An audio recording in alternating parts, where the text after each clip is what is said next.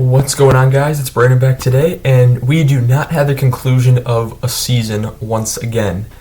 There was once again, since 1998, no sweeps in the Stanley Cup Final, as Edmonton dominate Game 4. They win 8-1 over the Florida Panthers at home, and now Florida leads 3-1. If Edmonton can win the next game in Florida, we might have a series on our hands. Edmonton, I'd say, has controlled honestly, 2 of the 3 games. They've kind of controlled the play. Florida's just been more opportunistic. Bobrovsky's been fantastic. And they've won games that they probably shouldn't have, which signs of a dangerous team. Edmonton was losing games that they should have won. And they learned their lesson tonight as 8-1, and they never let up again this game. In the first, Nurse doesn't get 5 minutes for a knee, and they took momentum from that. There's a penalty, and shorthanded, they score. 16:49, it's an Edmonton shorthanded goal from Matthias Janmark with his third of the playoffs from Connor Brown to make it 1-0.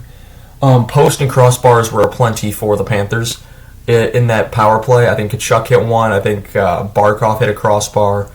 And if Florida things go right there, I think they win this game. Things didn't go right. Edmonton got the break they needed. And then at 12:12, Edmonton scores again. It's Adam Henrique with his third of the playoffs from Janmark and Ekholm to make it 2-0. 8:34, Florida gets their 1 goal of the game. It's Vladimir Tarasenko with his 5th of the season from Forsling and Lundell to make it 2-1. Then at 5:12, Dylan Holloway with a beautiful goal. Holloway, I think, could become a top 6 forward on this team. He's played very well, and he's scored big goals when he needs to. He gets his 4th of the playoffs from Draisaitl and Kulak to make it 3-1. I believe that's Draisaitl's first point of the series.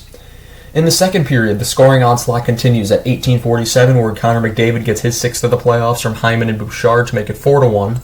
15:01, Darnell Nurse joins on the party with his first of the playoffs from McDavid and Hyman to make it 5-1. And Bobrovsky is pulled at that point. Stolarz goes in. 6:57, Edmonton scores again this time on the power play. Ryan Nugent-Hopkins gets his 7th of the playoffs from Draisaitl and McDavid to make it 6-1. In the third at 5:49, Dylan Holloway with another beautiful goal. McDavid and Corey Perry setting up that play. Fantastic. 5th of the playoffs, 2nd of the game for McDavid and Perry. 7-1. 3:19, Edmonton then gets another one. It's Ryan McLeod with his 3rd of the playoffs from Holloway and Fogle to make it 8-1. So if you want to take the MVPs of this game, my MVP is Dylan Holloway. But you can also throw in Janmark as a key contributor. Draisaitl had 2 assists, I believe. McDavid had a goal and 3 assists. Hyman had some assists. But yeah, a lot of contributors in this game for Edmonton.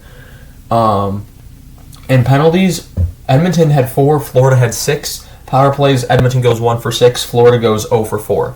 So when Florida needed to get those power play goals, they could not do it. Edmonton's power penalty kill has been very good throughout the playoffs and since Chris Knoblauch took over. Shots were 35-33 Edmonton. Hits were 50-33 Florida. Faceoffs were 33-29 Edmonton. Skinner saves 32 out of 33. Bobrovsky saves 11 out of 16 before he's pulled. Stolarz saves 16 out of 19. What this did is it paralleled the NBA. The NBA and NHL are basically going with each other's scripts. The big favorite wins the first 3 games. Now, the team with superstars all across the lineup, McDavid and Draisaitl, you got your big 2 there. And then in Dallas, you have Luka Doncic and Kyrie Irving. Those are the 2 superstars there. And they dominate and just destroy, whether it's Boston or in this case Florida, in Game 4. So if Game 5, whatever happens there, just count that's what's going to happen in this game. But that's really going to be all I have for you guys in this one. Dominating effort by Edmonton. And I have belief they can win Game 5. After a performance like this, Florida's confidence may be shaken. And if they either can go home and win it, or they can go home and lose and then come back to Alberta for Game 6. Which, if we have a 3-0 comeback in the Stanley Cup Final for the first time since 1942, it'd be fitting that it's Connor McDavid. That was the one that helped lead it. But that's going to be all I have for you guys on this one. As I want to say, thank you all so much for watching this video. Tell me down below what your reaction to this game was. Does Edmonton have a chance here? And I shall see you all in the next one. Have a good one.